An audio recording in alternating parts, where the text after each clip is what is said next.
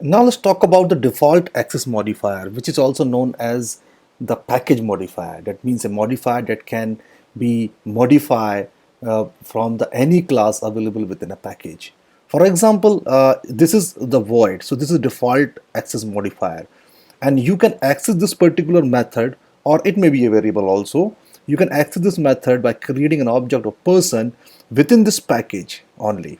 And suppose if I want to so we are going through this. Okay, see, if I use p dot occupation here, and if I type here occupation software engineer, okay, here you can see you can access it. When I run it, see, it is running, although it is not having any public or not having any kind of modifier available. You can see the occupation in software engineer.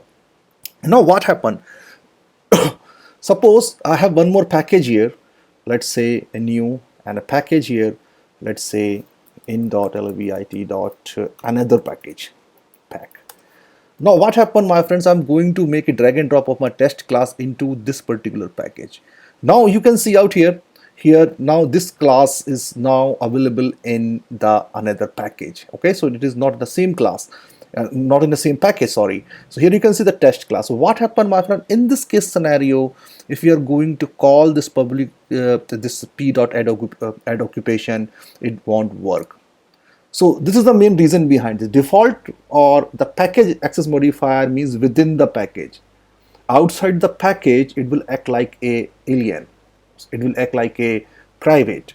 Okay, so how you can manage it, or simply just change it to public.